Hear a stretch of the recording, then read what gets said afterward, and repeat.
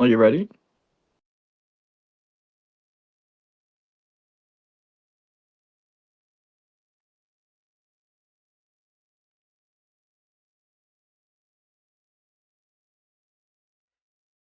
Right, hello and welcome to RTE News. We are here with an exclusive broadcast of what's happening down at the border in Glasgow as there is a reported illegal invasion, as quoted by the government, from the British side into Ireland. Reports and my own eyes have confirmed that there are multiple British people moving past the border and into Ireland. It is an absolute war zone out there. There are sandbags everywhere, soldiers teeming the streets. Um, it is crazy down here. I'm also joined by Merlin Crawshaw. Crawshaw? Yep. I hope I'm saying that right. To Yep. help us deliver this news in the best way possible. Now, I have to warn that some of these scenes may be distressing for you. We're starting in the church because we want to be safe, and we're assuming that the British are not going to attack the church, even though they haven't been historically fond of the Catholic Church. Hopefully, we'll be safe here. Oh, is I this think this is this the would be British? very important to note that the UVF have threatened and declared war on the Catholic Church, which Well, as you can see, we just had a terrorist go into um. Right. Well, I'm gonna have to go all the way back across the border now. almost like divine intervention there as soon as I mention it. But yeah, so the UVF did declare war on the Catholic Church recently. I mean, what we're seeing now is a conflict that I would say has never been seen before. But you know, over these past few months, we have seen certain border conflicts kick off. Now, they've never gone as far, whereas the British, at least in recent times, where the British has actually crossed the border into Ireland. Now, this is, I would, oh, I'm getting teleported. This is great. Um, I have been teleported to the chief of defense staff.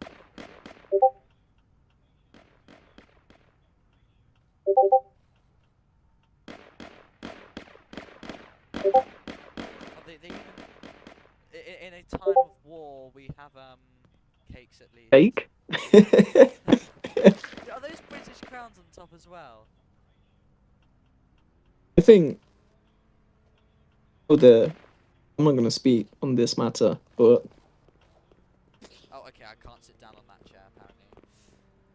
Let's just pretend I'm sitting on it.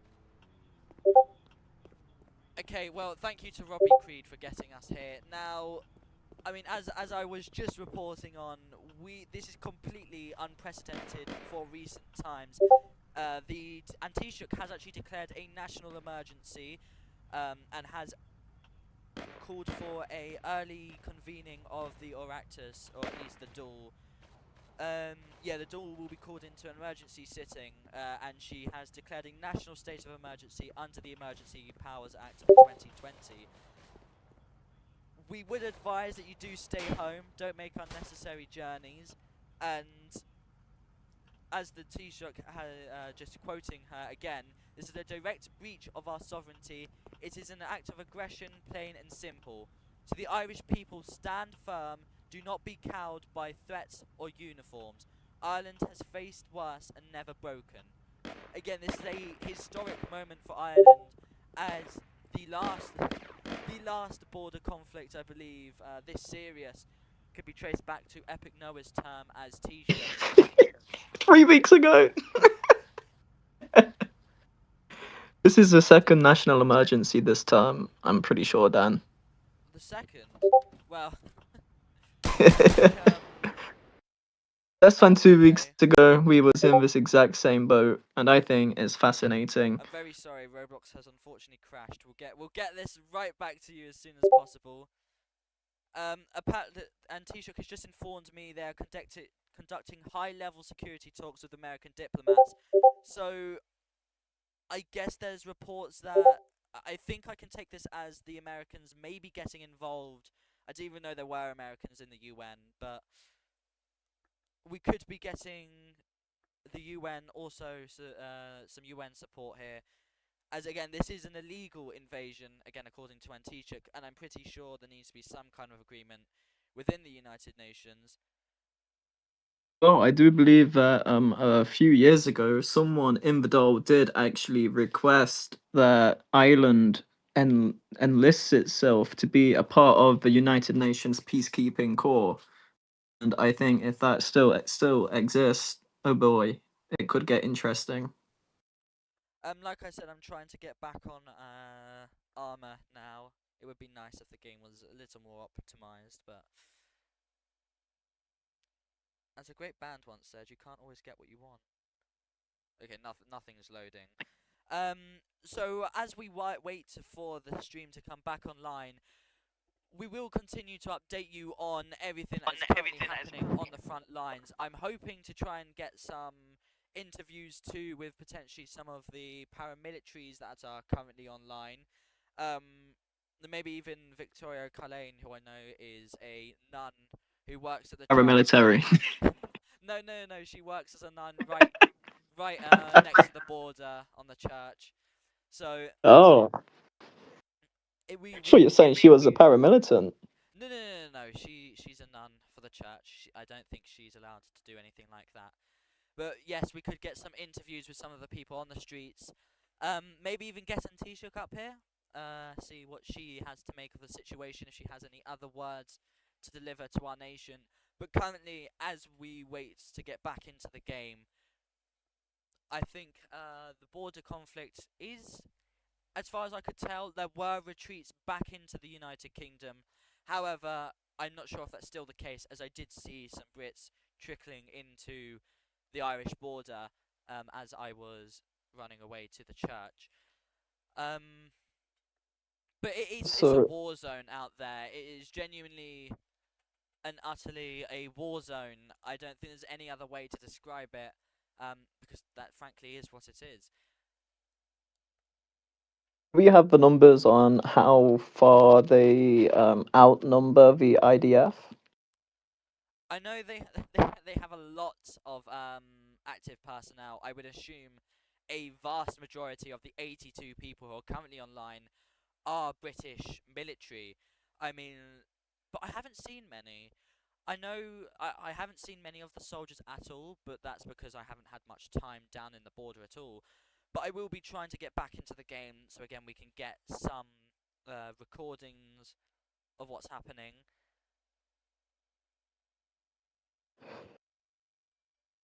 So earlier on this evening, it was a good ratio, roughly of 1-5. And then before that, so early this evening / late this afternoon, it was roughly 1-8. So 1 IDF to 8 Bath, which I think is true testament of the strength of our armed forces to be able to withstand such an oversizing military force trying to invade. I think that's very commendable. So well done to the IDF. Yes, as and I think said, like Merlin said, for 1-8, we have been holding the border. I mean, there is some slight pushing, but as far as I can tell, the Brits are still struggling to get into Ireland. So our soldiers should definitely be commended for that. There is definitely and I'm not sure if there's attempts being made to push into the British side. I'm not sure if the IDF have been told to just stop at the border, but as fighting continues to ensue, we'll just have to see what happens. No, I think again I'm still having issues with trying to connect my drones and everything. RTE doesn't really get enough budget for this, but we are trying to get into the game. I believe we have the president on the phone. Mr. He's been shot. Have you been down at the border, Mr. President? Look, despite my best efforts, I have not been able to make it there, but I have heard some important messages that I would like to share with the Irish people. I'm told that George Monty-Moore, national treasure and philanthropist, has been praying for the Irish people at the border. He has presented a Bible to those on the other side of the conflict. He has been shot and bombed multiple times, but it has not stifled his passion for peace. I'm similarly told that the NAS has been trying their best to maintain order and control at the border. And you all know that if there's Are one they? thing I most in times of conflict, it is control. It is control. We. Thank you, Mr. President. So that was just the president there giving some heartfelt words to our NAS and other people working. George, notably George.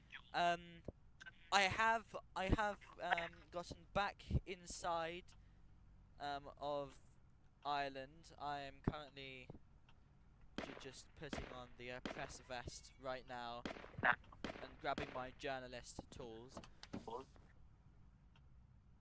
I have just tweeted to say, well done, Dr. George Monty-Moore, for handing out Bibles despite being bummed at the border. Or whatever it is. There's a lot of religious tension down at the border too, obviously with the handing out of the Bibles. But I mean, like I said, some of this conflict has happened right next to a Catholic church, and we're not too sure what may have happened in the church already. Again, it has been a hot minute since we've been at the border to see what's happening. But I will try and get back there as soon as possible, and if Victoria's still there, I may try and get an interview from her.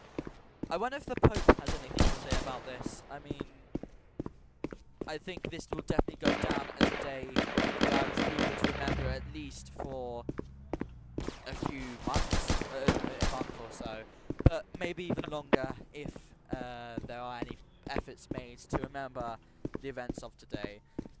But I think there definitely should be movements to continue, not movements, but this idea that Ireland can fight back, because even I was in the opinion that we couldn't.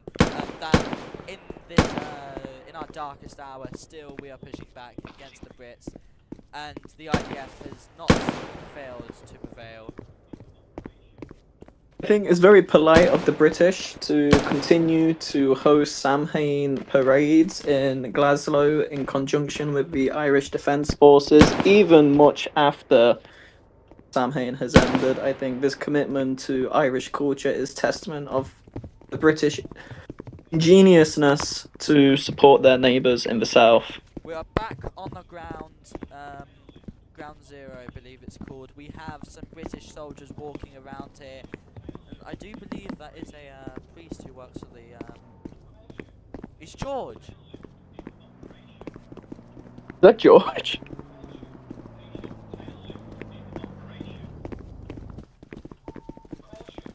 There are many Irish northern. We have just had a national ambulance service at the NAS ambulance. They're opening fire.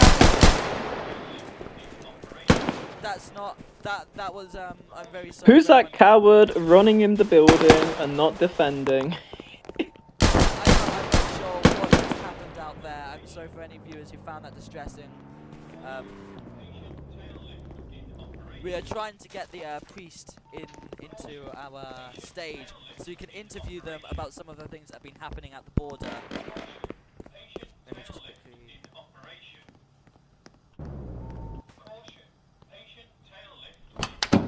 Dylan, you will be able to come up maybe later.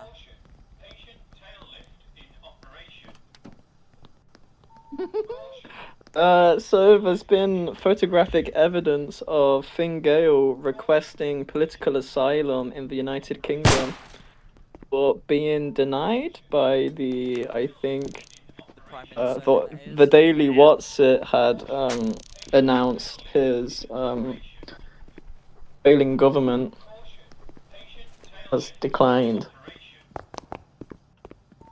I'm trying to get George up on stage.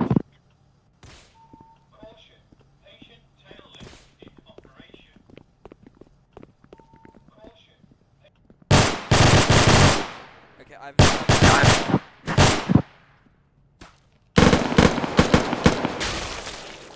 Well, they said PC, so. Oh, I've just been shot through a wall. George? George, are you gonna come up here? I mean, you said you would. George is not in the. No, not here. Holy shit. Holy Don't shit, swear, it's don't fucking. swear, no swearing, no swearing. Holy sugar, honey, iced tea. Patriot himself has arrived. Who? The one and only Patriot. There is only one Patriot. Who's the Patriot? If Mr. Patriot would like to raise his hand, we will bring him up. If he wants.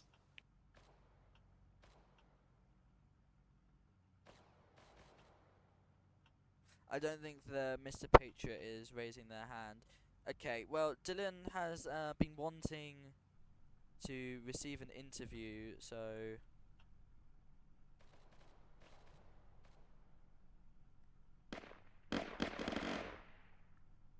Okay, so yes, we will interview Dylan. Hold on, let me try see if I can get...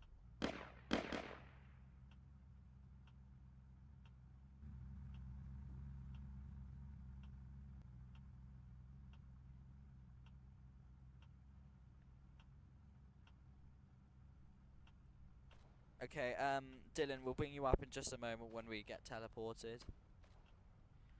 This is advanced technology RTE will be using. You know, that's why we don't have many good drones. So we instead get this teleportation technology. One of a kind. We'll be conducting a interview with what is reportedly the UVF leader, Dylan Hello 20. They've done quite a lot in Ireland, I think. I'm not sure what their other occupations would say about being UVF. Oh no, not UVF leader. Please can we bring up the leader of the Ulster Voluntary Forces, Dylan Hello 12. Please can we have him up here? Before we begin this, I'd like to say I have never been, nor have I ever will be, a member of the Ulster Volunteer Force. And I have actually... I was told that you were UVF, I'm very sorry. And I actually rejoined the IDF tonight to fight on the border, so please apologise for CRT for defamation. Okay, so... okay, Thank you then, right. Let us proceed. Oh, so are you leaving now? No, we're not. No, we can continue now. Proceed to get the address. Hello everyone, please give a warm welcome to the leader of the UVF, Dylan Hello 12. The leader of the UVF, I got it wrong. Robbie had DM'd me saying that I think the leader of the UVF wanted a interview, but then... The leader of that was in reference to Dylan, because Dylan likes to go around asking people to get them to DM. No, the leader of the UVF is in the audience at the moment. Yeah, I'm not going to... I don't even know what the UVF is. I didn't realise it So was the union. Right. Shall we continue the interview? Yes, let's continue with the interview. I think the UVF has just been brought in. Oh, lovely. I think my hand is being forced. Hello UVF. So Dylan, I have a question for you. You was there during the 2022 invasion for reunification, right? That's correct, yeah? Yes. Yeah, and how does this event, what we are witnessing today, remind you of past events which ultimately led to the reclamation of the counties? To be completely honest, at the time, Northern Ireland was in a completely different political state. We had a nationalist executive in the north, that had First Minister, and the reason that the conflict began 3 years ago is because the British and Irish fought over UK group staff removing a British king. The conflicts today have started because of completely different reasons, and I would be ultimately surprised if we do see Ireland trying to reclaim 6 counties this time around. As I think we can all agree the last time, it was a bit of shits and giggles, but in the long run it wasn't worth it. And I believe that Ultimately, looking back now, the conflicts were both started by British colonialist governments being imperialistic and imperialist, but they did differ in their reasons of actually starting, and that's the problem. Oh no, no. Interesting. Oh. Interesting. And do you think there is any actual validated reason, or are you familiar with the excuses which the British are using to I actually am. justify this? Yes. For those who don't know this, I received the Ulster Deployment Medal from Ireland for my work in Ulster 3 years ago. But the British also gave me their version of their Ulster Deployment Medal because they believed I wasn't the army at the time, and I wasn't.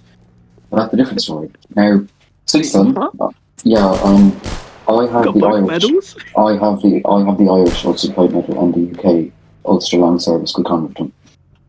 But like I was saying, I do have some connections in the UK from one reason or another, and at the moment I believe the main argument that is being used by the British is that the Irish are being aggressive and that we are apparently targeting their civilians. But I think this all just comes down to Mr. Rothschild being a regular version of a Rothschild. He's doing what the Rothschilds do best. He's being a corrupt bastard. And he is using... Excuse me, we can't use this language. Okay, apologies. He's using the Commonwealth and he's using the British occupation forces to get revenge solely because he personally dislikes the Taoiseach. I believe this entire conflict is just because Michael does not like the Taoiseach, and that is an honest-to-God fact. I thought they were boyfriend-girlfriend according to the Daily Watson. We're going to have to cut you off there because I would like to interview someone who I think has an actual rank in this. Albeit they are UVF, so... Oh, look at the time. I will be right back, Dan. I'm very sorry. I need to do the dishes or something. Right, I see. Well, whilst we lose all those people, I will be bringing up, NOCAM, I think their name is, apparently the leader of the UVF. Now, I have been told that I will be declared a national security threat, if I bring him up, and I have brought him up. So, I'm not sure where this leaves me. However, I just want to confirm, you are the leader of the UVF, correct? No, I have to say that I am not the leader of the Ulster Volunteer Force. So I'm simply a representative. I'm a representative, an associate of the Ulster Volunteer Force. Will not openly state that I am a part of it, though. Nor am I a part of leadership. Okay, well, as the events of tonight have unfolded, do you have any reason at all why British forces are currently invading the island? Well, yes, it does make quite a bit of sense, as the Irish Defence Force have been incredibly aggressive and provoking in their actions against us. And so I see this invasion as a justification. And it can be justified by the British Armed Security Forces. So the British are currently making the defence that they are invading Ireland for their own safety. If I just quickly grab the... It is strictly a defensive... It's a defensive strategy. Protecting Britain. So what does protecting Britain exactly look like? An invasion of Ireland before we've even struck? Well, no. To say that the Irish Defence Forces have not struck yet would be an unfair account, as the IDF have been provoking the British security forces. They've given out weapons and bombs to Irish terrorists in order to attack the British security forces. And because of that, I see this as a justified event against Ireland. I'd also like to mention that the Ulster Volunteer Force did make a proclamation against the Catholic Church. The reason that the Ulster Volunteer Force declared a war against the Catholic Church is because of their expanding influence. They have attempted to pressure us. They have attempted to pressure our people. They've attempted their best to establish influence in the North, and because of that, we have declared a war against the Catholic Church. They are a corrupt entity that should not exist. They exist strictly to control the Word of God, and because of that, we cannot allow them to exist and spread their influence any further. We are not a sectarian group. Our war is not sectarian. We do not wish to fight Catholics. We're fighting against the corrupt establishment that wishes to take the Word of God and reappropriate it to fit their own image. And because of that, we declared a war against them. I quickly want to state that anything said up here is really just the views of the person we are interviewing. Do not take this as an endorsement from RTE or RTE's The Ulster people. Now, That's what it is. Continuing on, with the UVF invading, aiding the invasion of Britain, of Ireland, would you say that's a correct statement? The Ulster Volunteer Force has done incursions into the Republic in order to establish a presence and also take out any Irish terrorists. We are also assisting security forces. However, we are not directly associated with them. We're simply merely using their coverage of the South in order to establish our presence. Okay, so you have been aiding in the incursions. Does that mean you have been shooting Irish citizens? And we have had reports that there have been shots fired at innocent civilians and the National Ambulance Service, which is a neutral force in all of this. I will openly state that no, the Ulster Volunteer Force has ordered the fact that all ambulance services are not to be engaged at any specific time, moment, or place. They are not entities, they are not military targets, and because of that, the leadership of the Ulster Volunteer Force has declared that any ambulance services are to be excluded from being engaged. Okay, well, the president of Ireland himself is actually calling in right now. So, Killian Clark, the current president of the not the United States, of Ireland, I believe you had a few questions. Yeah, I do have a few. Is the leader of the UVF aware that ambulances have in fact been bombed in the course of this conflict instigated by Yes, the British? I'm fully aware that rogue soldiers of the British security forces have targeted ambulance services, but also the IDF have also been targeting ambulance services. And why would they target their own ambulance services? I have no idea. I cannot speak for them. I can say why they've been targeting their own ambulance services. They haven't been. The IDF have not been bombing ambulance services. I've been in contact with the NAS consistently, and I will say that it has been not just British security forces, but paramilitaries that seem to stem from the Loyalist side targeting ambulances, largely because they seem to be aiding and abetting the Irish people. I have another question. You did claim that this isn't a sectarian conflict. Yes. You did then proceed to claim, criticize the Catholic Church and practicing Catholics in the Republic of Ireland. Do you not see there to be quite a conflict there? Oh no, not necessarily saying that that the UVF are targeting they're targeting the Catholic Church, the system of the Catholic Church. That's a good point, actually. You did also say you want to fight back against the establishment. Is there a Catholic government in the United Kingdom at the moment? I cannot speak against, because I represent the Northern Ireland. I represent Northern Ireland, and that Is government. there a Catholic government in Northern Ireland? No, there isn't. I can't say there is. It's Then how is there a Catholic establishment? The Catholic establishment is the Church. The Catholic Church has established themselves, and they are attempting to influence the North. And because of that, we are attacking them. What? I'm confused. You are probably living in some alternative reality. I haven't seen any Catholic Church prowessing their influence over Northern Ireland. They have attempted to establish a presence in the North. I've seen it. In what way? Did they construct a church? Did they found an institution? What's going on in the North? Can you be? They've been attempting to expand their institution to the North. They've spread propaganda, and they've sent missionaries over to us in an effort to convert us. Well, evidently they haven't been very successful with you.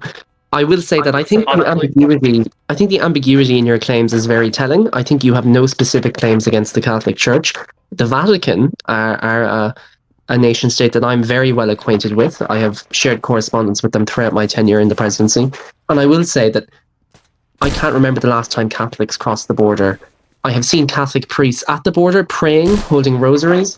I have never seen a Catholic cross the border and gun down a loyalist the way I have seen Protestants. And many will say that I'm inflaming the wounds of a sectarian conflict when I say that. I am.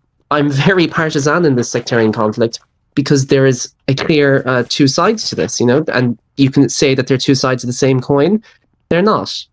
Loyalists and loyalist paramilitaries like yourself are targeting civilians, not the National Ambulance Service.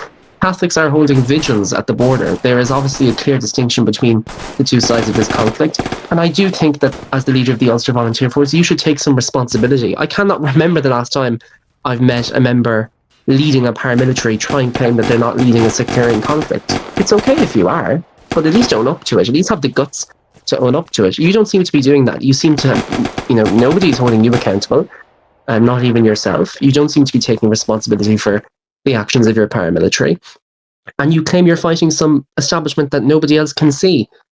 I have to state that I am not the leader of the Ulster Volunteers. I'm simply a representative. Right, well then I've been misinformed. I have to state that when it comes to our organization, it employs both Catholics and Protestants united in a fight. We're simply attempting to preserve our culture, our heritage, and our land. That is the province of Ulster. We don't have a culture. So hold on, I'd like to quickly move on to a few other questions. Now, multiple reports have shown that civilians and ambulances and the press have been affected. Do you accept the responsibility of these attacks? And are you okay that things like freedom of speech, such as from the press, where the freedom of the press is being disrupted, that people's freedom to live is being disrupted, and that the freedom to receive medical attention is also being disrupted? How would you respond to those claims? I have to state that the Ulster Volunteer Force has not targeted the ambulance services ever, and there has been strict orders handed down to units in the Ulster Volunteer Force not to engage any ambulance services. So I would not state that medical services have been interrupted by the UVF. And also press... Okay, carry on.